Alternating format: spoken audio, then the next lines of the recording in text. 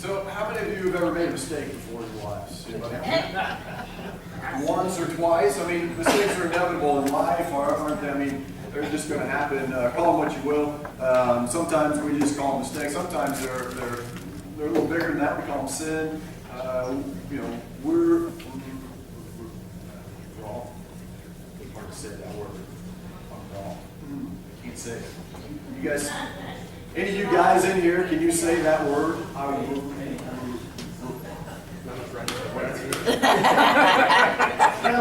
You can't say it. Just can't say it.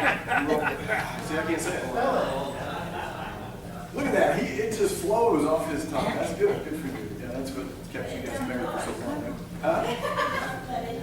I'm struggling with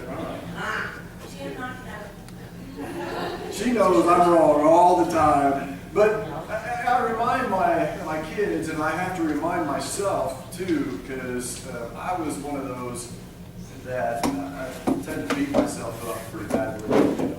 If I do something, if I make a mistake, if I'm wrong, if I sin, especially when I wrong God, I tend to hold on to that and beat myself up. And so I remind my kids because it reminds me, and I want them to be better than me.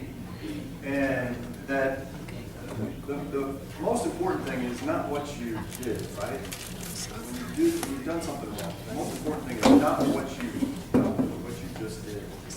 But first and foremost, the most important thing is grace, is forgiveness, and what you're going to do the next. What is your next decision? That is, that really, those things are far more important than what we've done. I love this story from IBM years ago.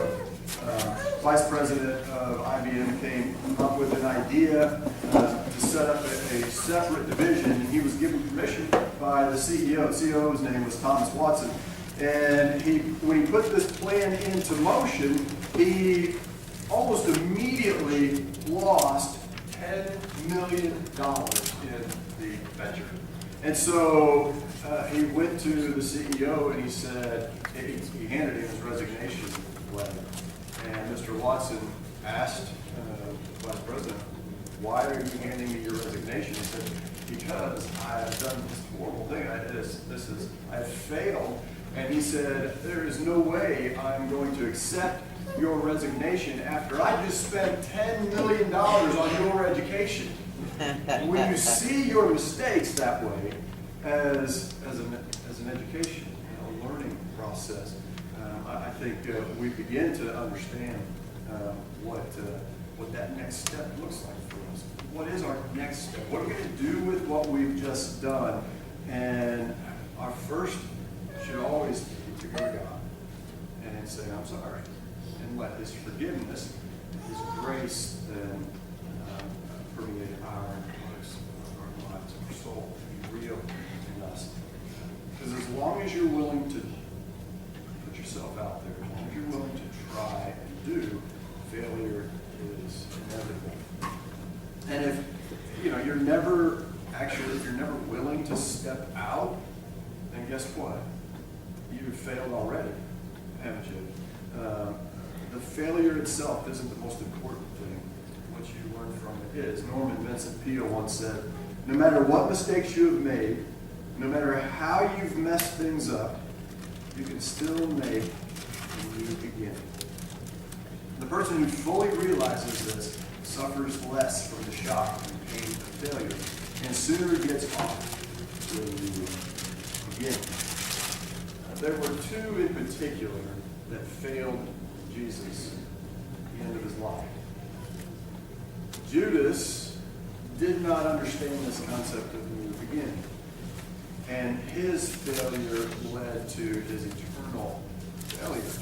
He didn't get the grace and forgiveness that Jesus had offered, a new beginning that Jesus very likely would have and could have offered to him. And Peter was the other one who failed miserably at the end of Jesus' life. And yet, what he came to discover was the new beginning that Jesus had to offer. And that's the story I'd like to look at this morning out of John chapter 21, where we see Peter's failure turning into a wonderful new beginning for him. And so let's take a look at what Jesus had to teach him. John chapter 21. We're going to just start with verse 15, but we're going to read through 19, this whole section here. Okay, so John chapter 21, beginning verse 15. When they had finished eating, remember last week we looked at the story of Jesus telling them that their nets on the other side of the boat. They caught a whole bunch of fish. They couldn't even bring it in the boat. Peter jumps out of the water, and instead of walking on water this time, he splashes to shore to get to Jesus. And Jesus had the meal prepared for them, and they all ate together. And so when they finished eating, Jesus said to Simon Peter, "Simon, son of John, do you truly love me more than these?" Notice the very first thing that Jesus does here with this passage of Scripture, with this first statement. Notice what he calls him. He calls him Simon. But you remember, Jesus had changed Simon's name, right? He changed Simon's name to what? Peter. And Peter meant rock, or, we know the word Petra, which is, and Peter is our translation of that word Petra, which means rock. And it was when he changed his name, he told Simon, now Peter, he said, upon this rock, him, he was going to build his church. And so by calling him Simon, had to hurt deeply. Because when Jesus changes your name, it's significant because he's giving you, number one, he's claiming ownership of you. By changing your name, Jesus claims ownership of you. And then he says, this is what you will become. This is what you will be. Now that I've given you this, aspire to live according to what this name means. And that's what Jesus took away from Peter in this moment. Because to wear the name that Jesus gives you is no small thing. For us, we've been given a name by Jesus. When you give your life to him and you believe, you put your trust in Jesus Christ by choosing him, we have been given a name. What's that name? Christian, right? We are given the name Christian. He changes our name, and it is no small thing. And he wants us to live by that name because it's a privilege and something that we have to strive to live up to. All that his name represents. But that's hard, isn't it? I can never earn the name of Christ. I can never earn that right to wear his name. It's truly a free gift from God, from Jesus to us. But it doesn't really mean that I should, because he's given it to me, it doesn't mean that I should take that name for granted, right? It's something that I have strived to live up to, bearing that name. And it's no surprise that when Jesus spoke then to Simon, he called him Simon, but he didn't leave him in that place. He didn't just strip his name. He does what he does next to help Peter is brilliant. Let's read on in verse 15 through 17 here. Look what he says. He says, Simon, son of John, do you truly love me more than these? Yes, Lord, he said. You know that I love you. So Jesus said, feed my lambs. Again, Jesus said, Simon, son of John, do you truly love me? He answered, yes, Lord. You know that I love you. Jesus said, take care of my sheep. The third time he said to him, Simon, son of John, do you love me? Peter was hurt because Jesus asked him the third time, do you love me? Lord, you know all things. You know that I love you. Jesus said, feed my sheep. This was at least the third time that we know of that Peter saw Jesus after his resurrection. And I don't know, I've wondered, maybe my mind is a little bit strange sometimes. Have you ever wondered if Peter might have been thinking, with the previous times and even this time sitting around the campfire on the beach, Jesus hadn't said anything about what Peter had done. Remember, he predicted that Peter was going to deny him 3 times before the rooster crowed. Right? The rooster crowed, Peter and Jesus' eyes locked, and there was a moment of shame that came over Peter. And so in these times that they've met afterwards, so far Jesus hadn't said a word. When you do something wrong and you suspect that the person that you wrong, you suspect they know, but they don't say anything, man, that just kills it, doesn't it? I'm thinking maybe Peter's going, boy, do you think he's forgotten already? Oh, I hope he's forgotten. Maybe he won't say anything, right? There have been lots of times that I've wronged Kim, and I'm not going to bring any of them up because I'm hoping she's already forgotten all of them. She's honored. Yeah, I like it. It's like you don't want that person. It's just a killer when they don't say anything. You suspect they know, but you're hoping they don't, and you don't know whether they do or not. But usually when you've done something wrong to somebody, it's the one who did the thing wrong that's wondering and worrying, does that person still love me? I mean, I've done this horrible thing to them. Do they still love me? And Jesus kind of flips that, doesn't he? Peter doesn't ask Jesus, Jesus, do you still love me? After I've done this horrible thing, do you still love me? Jesus asks Peter 3 times, do you really love me? He picked this perfect moment to remind Peter of who he is to Jesus.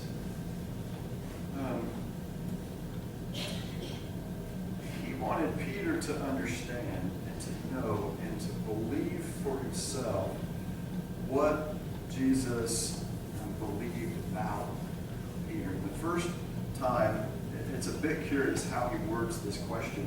He says, do you love me more than these? Right? Why would he compare?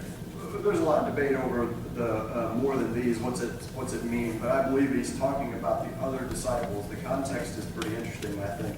Why does he compare? He says, Peter, do you love me more than these guys?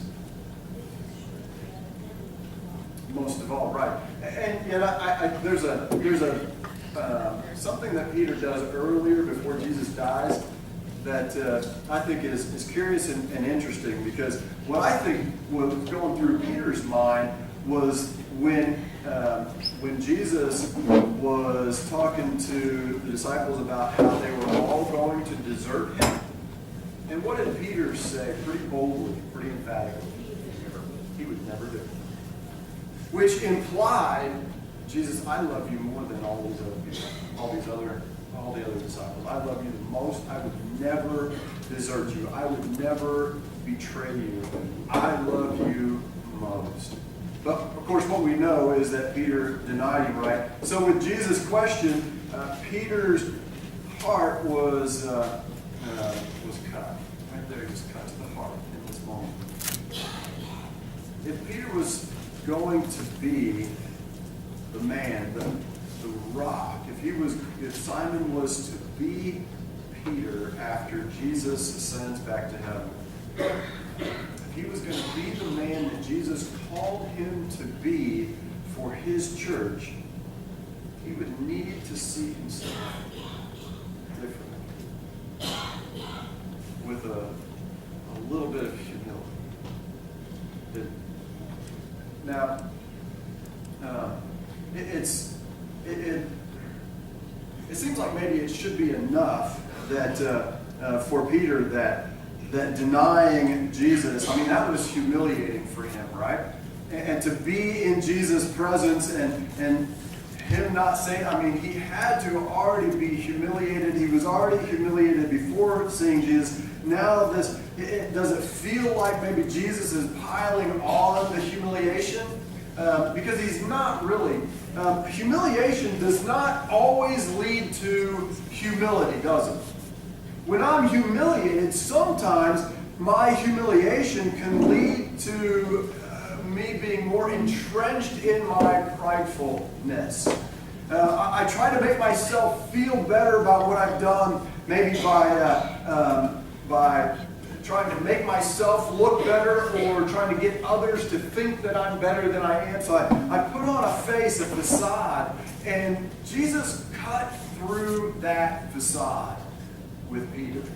And he says, knock off the facade. It's time for humility. If you are to be who I want you and need you to be for the church, who I've called you to be, let's cut through it all.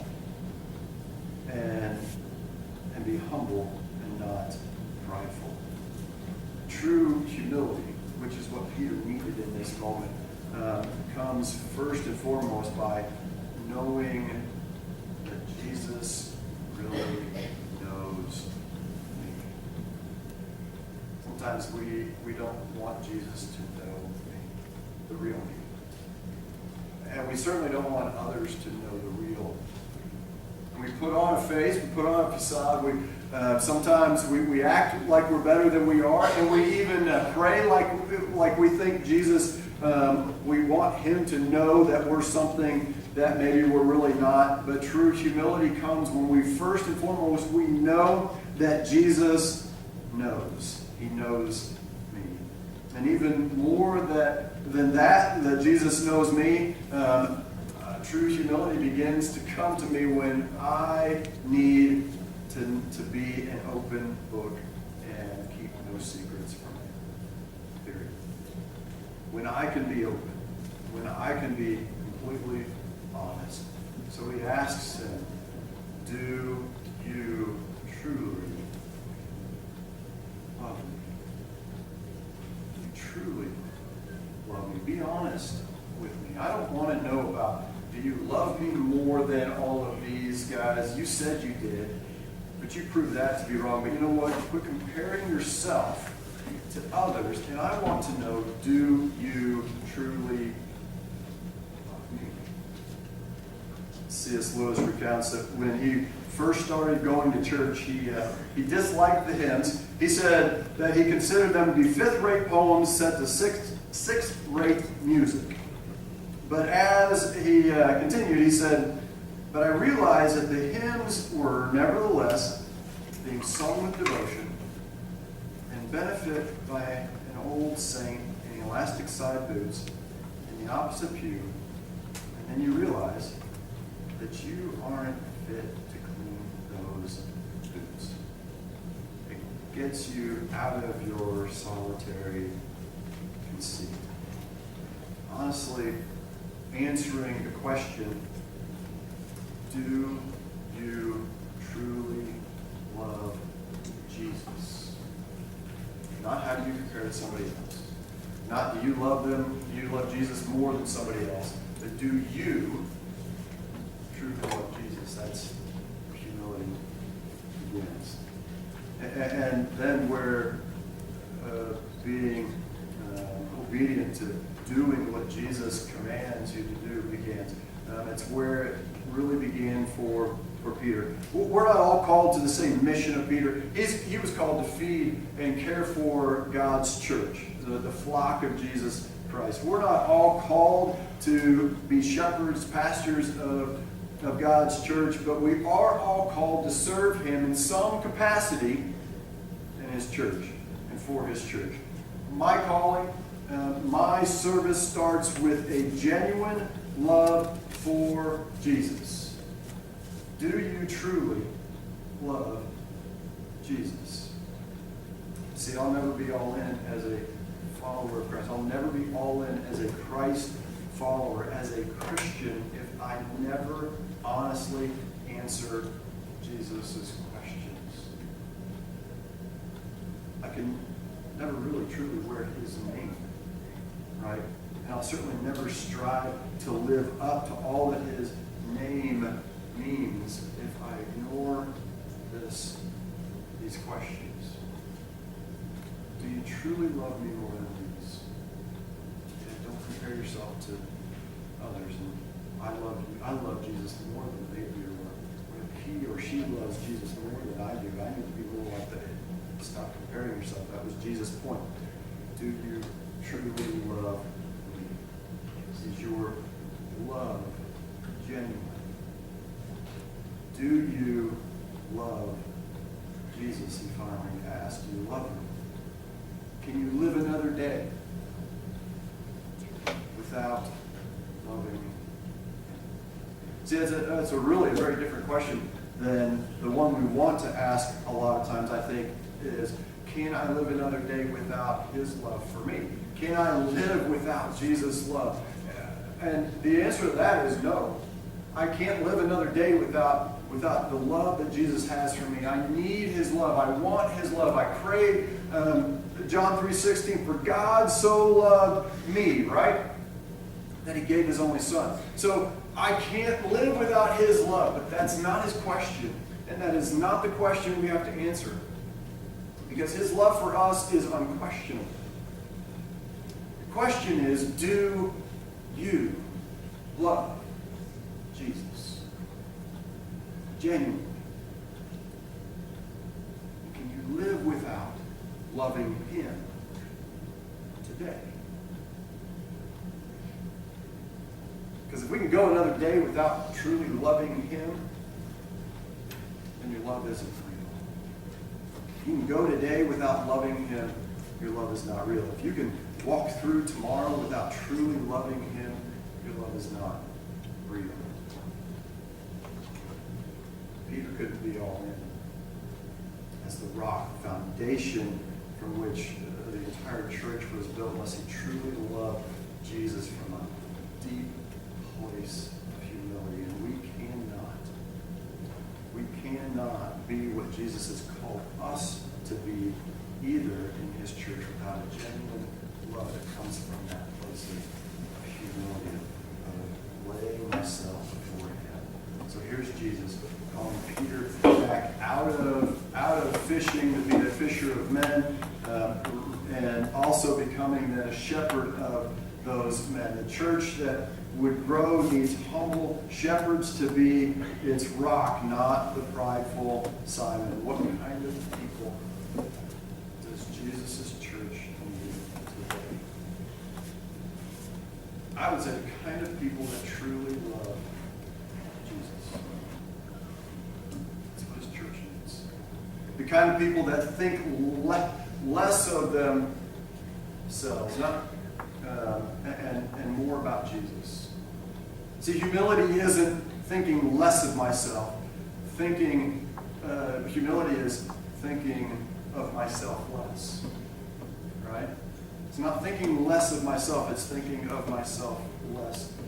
The church today needs people that think of themselves less and more about Jesus.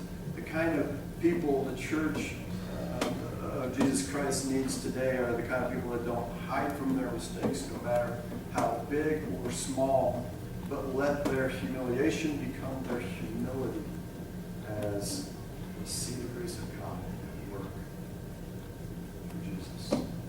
The church needs the kind of people that are willing to jump in the water and run and splash to Jesus to continue his mission, no matter the cost himself. That's what Jesus called Peter to. Look at the verse 18 and 19, that last part of this section. He says, I tell you the truth.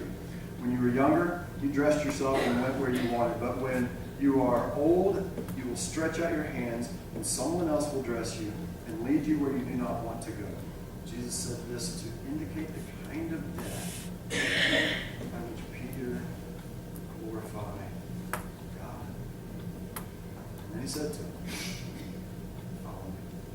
What we know is that Peter died of his his arms stretched, hanging on a cross upside down. He was willing to give himself fully and completely to the mission of Jesus Christ because first and foremost, he loved Jesus. And because Jesus loved his church, Peter was all in. Because, you know, when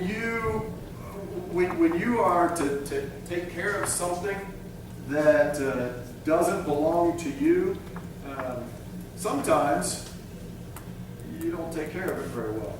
Unless, for example, if Ronnie were to loan me his car. There's two things that I know for sure.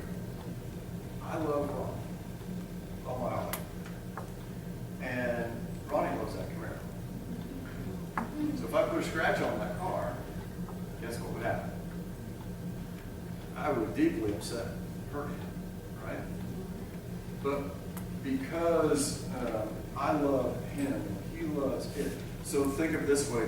What Jesus was asking Peter is he was saying, do you love me enough to take care of that which I love?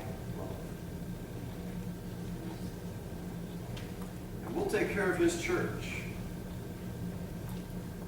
a whole lot better. We will be better stewards of what belongs to him if, number one, we love him.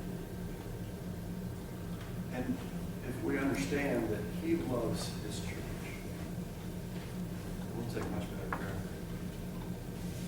Do you love him? From a deep place of humility, thinking less of yourself, less and more of him, when you be obedient. So whatever it is he's called you to be, to do, for that thing that